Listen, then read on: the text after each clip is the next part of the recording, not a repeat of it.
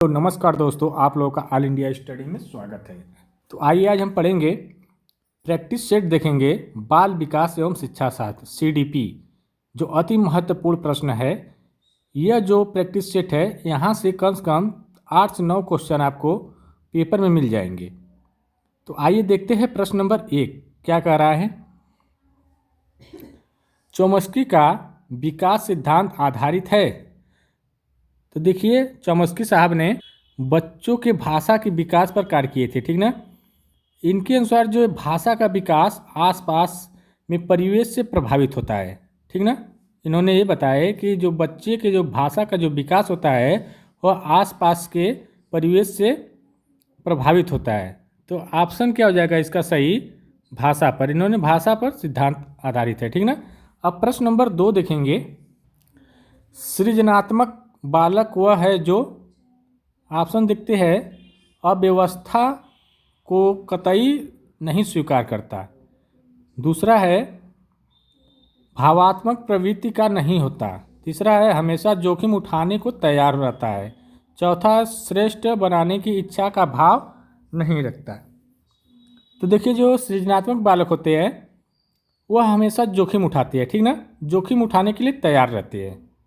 कैसे भी बालक हो, वह जिस प्रकार का सृजनात्मक बालक होंगे वह हमेशा जोखिम उठाएंगे, आलोचनात्मक सोच रखेंगे, ठीक ना, विश्लेषणात्मक सोच रखेंगे, तार्किक सोच रखेंगे। उनका प्रयास रहेगा नए नए तरीके सीखने का, ठीक ना। तो इसके अनुसार ऑप्शन क्या हो जाएगा सही, बताइए आप लोग। क्या करते हैं, जो हमेशा जोखिम उठाने को तैयार रहते हैं। तो ऑप्शन नंबर 3 सही हो जाएगा इसका। अगला देखते हैं क्वेश्चन। प्रश्न नंबर 3 है, निम्नलिखित में से किस मनोवैज्ञानिक ने व्यक्तित्व विभिन्नताओं की उत्पत्ति में आनुवंशिकता की भूमिका को सर्वाधिक महत्व दिया। तो देखिए, जो वैज्ञानिक थे व्यक्तित्व की विभिन्नताओं की उत्पत्ति में आनुवंशिकता की भूमिका को सर्वाधिक महत्व देने वाले वह थे फ्रांसिस गाल्टन, ठीक ना। इनका जो सही आंसर इसका हो जाएगा फ्रांसिस गाल्टन। देखिए, इन्होंने जो आनुवंशिक विभिन्नता का प्रतिपादन जो है वह अपने पुस्तक में किए हैं। उस पुस्तक का नाम जो है हेरिडिटी जॉन है, ठीक ना, ये ध्यान रहे। अगला क्वेश्चन देखेंगे, प्रश्न नंबर 4। सृजनात्मक विचार प्रक्रिया के जिस चरण में समस्या समाधान अवचेतन स्तर पर आगे बढ़ता है वह कहलाता है। तो देखिए, जब समस्या समाधान अवचेतन पर आगे जब बढ़ेगा बच्चा तो उसको हम कहेंगे उष्मायन, ठीक ना, उष्मायन चरण कहलाता है। तो इसका जो सही जवाब हो जाएगा ऑप्शन नंबर 1। जो सृजनात्मक विचार के बच्चे होते हैं वह सबसे पहले अपनी समस्या की पहचान करते हैं और कुछ नया करने की सोच रखते हैं, ठीक ना, इसीलिए वह सृजनात्मक बच्चे होते हैं। अगला क्वेश्चन देखेंगे, प्रश्न नंबर 5 है, एक बालक के विकास के सिद्धांतों की समझ एक शिक्षक की किस प्रकार सहायता करती है। तो देखिए, ऑप्शन नंबर 1 है छात्र के सामाजिक स्तर की पहचान करने में। दूसरा है छात्र की आर्थिक पृष्ठभूमि की पहचान करने में। तीसरा है यह समझने के लिए कि छात्र किस प्रकार पढ़ाया जाए, छात्र को किस प्रकार पढ़ाया जाए। चौथा है सीखने के अनुसार छात्रों को पढ़ाने में। तो जो शिक्षक का जो सहायता करने का जो मुख्य उद्देश्य होता है, छात्रों को किस प्रकार पढ़ाए कि वह समझे, ठीक ना, अपने मन से नहीं, छात्रों के अनुसार किस प्रकार पढ़ाए कि वह समझे। तो देखिए, इसका जो सही आंसर निकल के आएगा ऑप्शन नंबर क्या हो जाएगा 4, सीखने के अनुसार छात्रों को पढ़ाना चाहिए, ठीक ना। आइए प्रश्न नंबर 6 देखते हैं। सामाजिक मनोवैज्ञानिकों ने बाल अपराधी प्रवृत्ति तथा सामाजिक अपराधों को समझने के लिए अनेक उपाय का प्रयोग किया, किंतु इन दोनों समस्याओं के नियंत्रण के संदर्भ में इसकी प्रवृत्ति का संबंध है। तो देखिए क्या होगा, जो मनोवैज्ञानिक है ना, ऑप्शन से मिला लीजिए, मनोवैज्ञानिक लिखा है तो इसका मतलब है मनोवैज्ञानिक पहलुओं से, ठीक ना। ऑप्शन नंबर 2 सही हो जाएगा, करेक्ट। देखिए प्रश्न नंबर 7 देखेंगे, स्कूल तथा समुदाय के बीच अच्छे संबंध के लिए निम्न में से क्या आवश्यक है। तो देखिए पढ़ते हैं, ऑप्शन नंबर 1 देखते हैं, समय समय पर स्कूल की प्रगति एवं गतिविधि की जानकारी समुदाय को देते रहना। ये बात तो सही लग रही है, ठीक ना, सही है। दूसरा है, स्कूल के वातावरण को सुधारने में समुदाय के लोगों का सहयोग लेना। ये भी सही है। वातावरण सुधारने के लिए समुदाय का लोगों से सहयोग लेंगे तो वातावरण वहाँ का स्वच्छ रहेगा, ठीक ना। तीसरा है, शिक्षकों का अभिभावकों के निरंतर संपर्क में रहना। ये भी बात सही है। तो इसका जो सही आंसर हो जाएगा उपरोक्त सभी, ठीक। आइए प्रश्न नंबर 8 देखते हैं, वाइगोस्की द्वारा कौन सी अवधारणा दी गई थी। तो देखिए वाइगोस्की ने कौन सी अवधारणा दिए थे। जेडपीडी का सिद्धांत कौन दिए, वाइगोस्की साहब दिए ना। तो जेडपीडी का सिद्धांत मतलब सम्मिश्र विकास का क्षेत्र, ठीक ना। तो इसका जो सही आंसर क्या हो जाएगा, सम्मिश्र विकास का क्षेत्र, ऑप्शन नंबर 4 हो जाएगा।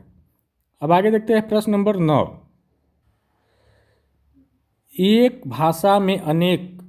भाषा में शब्दों को वाक्यों में ढालने के नियम को क्या कहते हैं। देखिए एक भाषा में जो है शब्दों को वाक्यों में जब ढालेंगे, ठीक ना, जब वाक्यों में ढालेंगे उस नियम को हम वाक्य विन्यास कहेंगे, ठीक ना। तो इसका जो सही जवाब हो जाएगा वाक्य विन्यास। अगला देखेंगे प्रश्न नंबर 10। देखिए वीडियो अच्छी लगे चैनल को लाइक शेयर सब्सक्राइब जरूर कर दीजिए, ठीक। अगला देखते हैं प्रश्न नंबर 10, थोड़ा छोटा करना पड़ेगा इसको क्योंकि पूरा स्क्रीन पर दिखना चाहिए।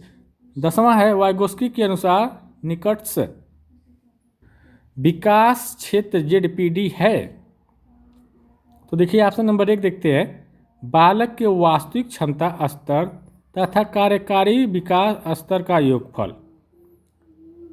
दूसरा है, बालक के वास्तविक क्षमता स्तर तथा कार्यकारी क्षमता स्तर का अंतर। तीसरा है, बालक के वास्तविक, अगर नहीं दिखेगा तो यहाँ से कर देते ऊपर, बालक के वास्तविक क्षमता स्तर तथा कार्यकारी क्षमता स्तर का गुणनफल। और चौथा है, बालक के वास्तविक क्षमता स्तर तथा कार्यकारी क्षमता का अनुपात। देखिए इसमें क्या होता है, अंतर होता है, ठीक ना। बालक स्वयं कैसे कर लेता है और दूसरों की सहायता से जो कर रहा है, दोनों में अंतर स्पष्ट किया जाता है, ठीक ना। तो इसका जो सही जवाब हो जाएगा ऑप्शन नंबर 2, बालक के वास्तविक क्षमता स्तर का कार्यकारी क्षमता स्तर का अंतर, ठीक ना, अंतर दोनों में देखा जाता है। अगला क्वेश्चन देखेंगे प्रश्न नंबर 11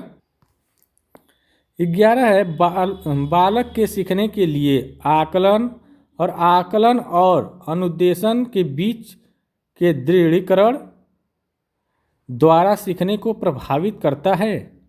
जो देखिए जो दृढ़ीकरण होता है, जो आकलन और अनुदेशन के बीच जो होता है संबंध होता है, ठीक ना, एक संबंध होता है जिससे सीखने को प्रभावित करता है। जब दोनों का संबंध रहेगा तो वो बच्चा बढ़िया से सीखेगा। तो इसका सही जवाब ऑप्शन नंबर 4 हो जाएगा। अगला देखते हैं प्रश्न नंबर 12, बालक समस्या को समझने के बाद उन तथ्यों को एकत्र करता है जो उस समस्या का कारण खोजने में सहायक होते हैं।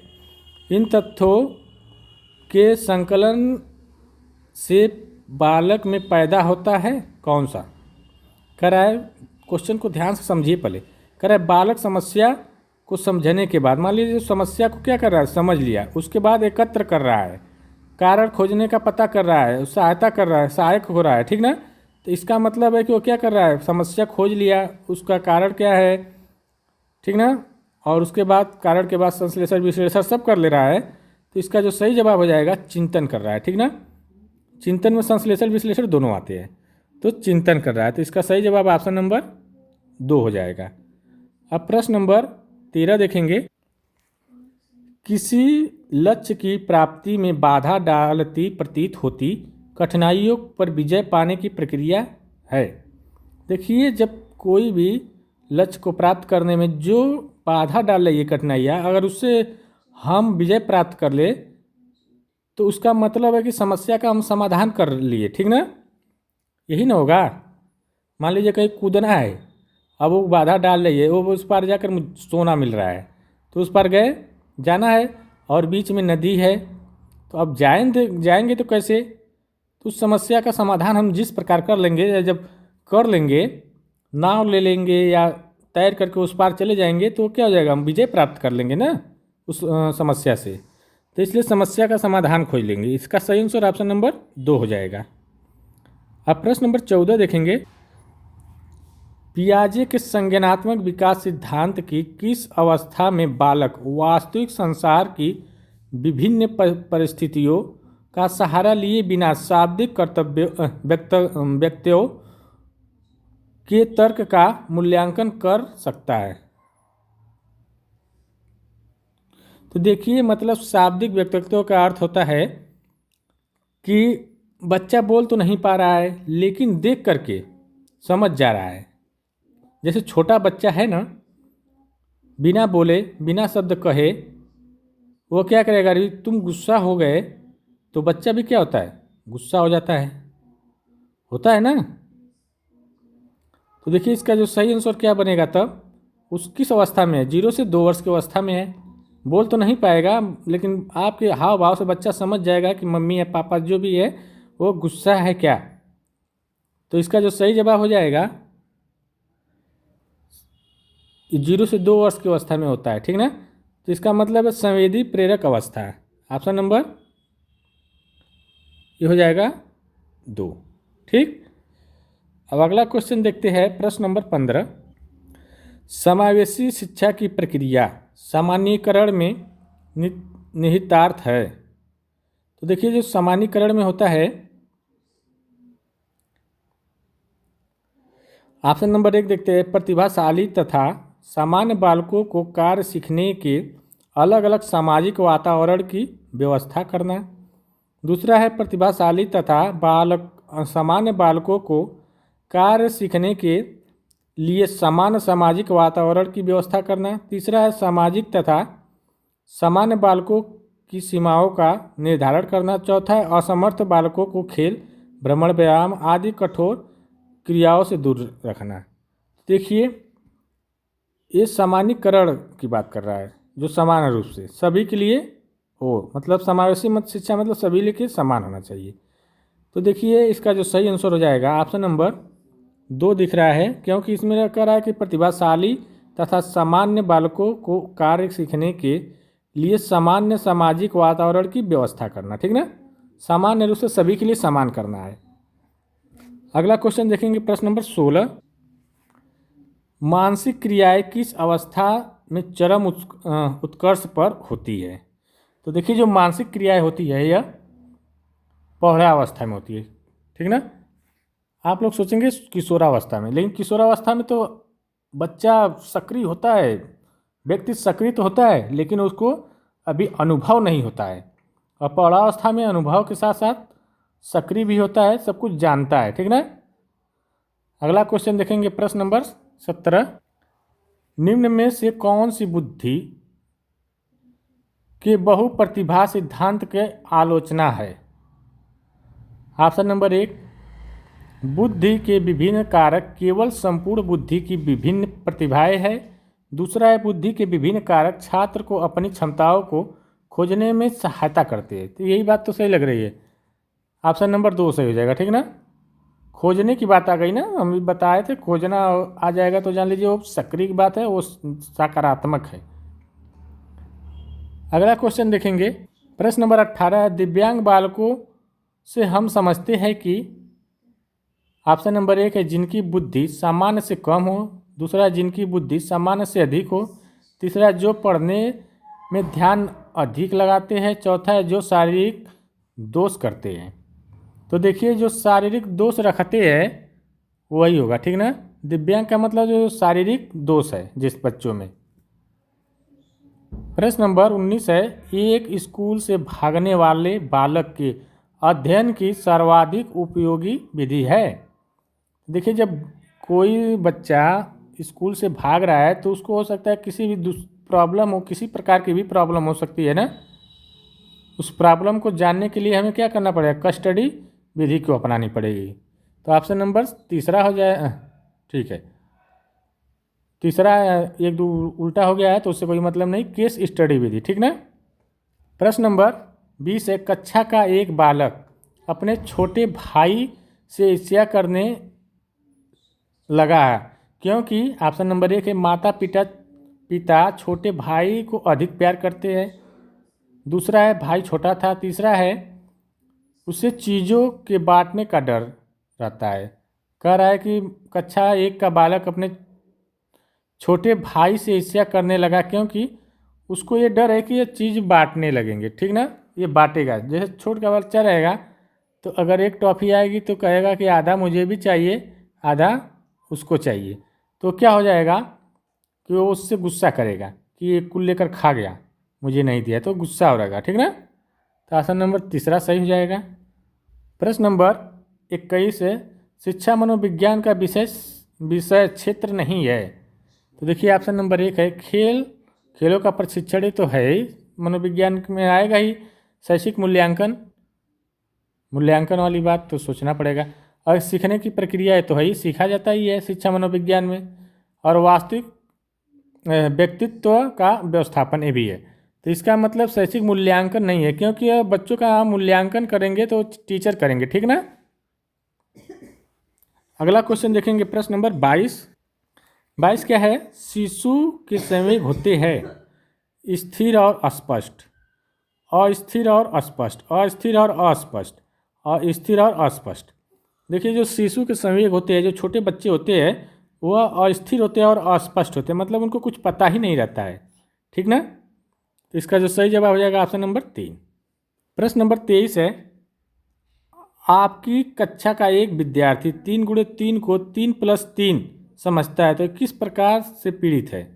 तो देखिए जब 3 × 3, ये गणित से रिलेटेड है ना क्वेश्चन, तो गणित में डिस्कैलकुलिया होता है, ठीक ना। तो इसका जो सही आंसर हो जाएगा डिस्कैलकुलिया। प्रश्न नंबर 24 देखेंगे, किस प्रकार के बालक में मौलिकता का गुण पाया जाता है। तो देखिए वह बालक कौन होगा, जो सृजनात्मक बालक होगा उसी में मौलिकता का गुण पाएगा क्योंकि वह डरता नहीं है किसी काम को करने से, वह नए नए काम करने का प्रयास करता है। वह बालक आलोचनात्मक भी होता है, ठीक ना, संश्लेषणात्मक, विश्लेषणात्मक, आलोचनात्मक भी होता है। तो इसका जो सही जवाब ऑप्शन नंबर 1 हो जाएगा। अब प्रश्न नंबर 25 देखेंगे, अनुभव व प्रशिक्षण द्वारा व्यवहार में रूपांतरण ही अधिगम है, यह कथन किसका है। तो देखिए जो व्यवहार में रूपांतरण अधिगम है, ये जो कहे है गेट्स व अन्य कई लोग इसको कहे, ठीक ना। अगला क्वेश्चन देखेंगे, प्रश्न नंबर 26, परंपरागत शिक्षा केंद्रित शिक्षा प्रणाली में बच्चा सीखता नहीं है बल्कि वे उसे क्या करता है, रटता है, ठीक ना। इसका जो सही जवाब हो जाएगा रटता है, उसमें सीखता नहीं है बच्चा। परंपरागत जो शिक्षा होती है, केंद्रीय शिक्षा, वो उसको बच्चा नहीं सीखता है, क्या करता है, सिर्फ रटता है, ठीक ना। प्रश्न नंबर 27 है, बच्चों को विभिन्न प्रकार के अनुभव प्राप्त होते हैं जब वे क्या करते हैं, स्वयं कार्य करते हैं, सही बात है। बाहर घूमने जाते हैं भी, परीक्षा देने से भी। तो इसका जो सही आंसर हो जाएगा, देखिए कह रहा है कि विभिन्न प्रकार, परीक्षा देने से तो नहीं होगा, यहाँ तो ये गलत हो गया तुरंत, तो ये भी क्वेश्चन कट गया। बाहर घूमने से, घूमेंगे तो उससे क्या होगा, अनुभव थोड़ी प्राप्त होगा।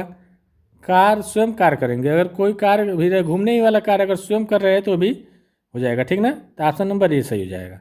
प्रश्न नंबर 28 है, चरित्र एवं नैतिक मूल्यों के विकास को प्रभावित करने वाला प्रमुख तत्व। देखिए तो इसमें क्या होता है कि विद्यालय का प्रभाव होता है, चरित्र और नैतिक के विकास को प्रभावित करने वाला जो प्रमुख तत्व होता है विद्यालय का प्रभाव में होता है, ठीक ना। विद्यालय बच्चा जाएगा तो उससे क्या, उसका चरित्र और विकास तेजी से होगा, ठीक, और घूमेगा तो नहीं होगा। प्रश्न नंबर 29 है, अभिप्रेरणा तकनीक के रूप में निंदा को प्रभावी ढंग से प्रयोग किया जा सकता है। अभिप्रेरणा तकनीक के रूप में निंदा को प्रभावी ढंग से प्रयोग किया जा सकता है? ऑप्शन नंबर 1 है निंदा से पूर्व छात्रों के सकारात्मक प्रयासों की पहचान करना। निंदा से पूर्व कैसे कर लेंगे? दूसरा है नहीं कर लेंगे, निंदा से पूर्व ही करेंगे, ठीक ना, निंदा से पूर्व हो जाएगा। करा निंदा से पूर्व छात्रों के सकारात्मक या सकारात्मक लिखा है, नकारात्मक मुझे लगा है, सकारात्मक प्रयासों की पहचान, ये बात तो सही है। दूसरा है बालक की गलती के साथ साथ दूसरे कारकों को भी दोषी ठहराना, ये भी सही है। तीसरा है अपमानजनक भाषा के स्थान पर निंदा में लिए अच्छी भाषा का प्रयोग करना, ये भी सही है। तो इसका जो सही जवाब ऑप्शन नंबर 4 हो जाएगा, ठीक है ना, उपरोक्त सभी। प्रश्न नंबर 30 है वीडियो अच्छी लगे चैनल को लाइक शेयर सब्सक्राइब कर दीजिए। सैद्धांतिक रूप से रचनावाद विद्यार्थी को क्या करना चाहिए? तो देखिए इसका जो सही आंसर क्या होगा, ऑप्शन पढ़ते हैं, दुनिया के विषय में अपना दृष्टिकोण निर्मित करने पर बल देना। तो यही सही हो जाएगा, ठीक ना, ऑप्शन नंबर 1 सही हो जाएगा। देखिए वीडियो अच्छी लग रही है ना तो चैनल को लाइक शेयर सब्सक्राइब कर दीजिए। अब मिलते हैं कल अगली वीडियो के साथ, तब तक के लिए नमस्कार, बाय बाय।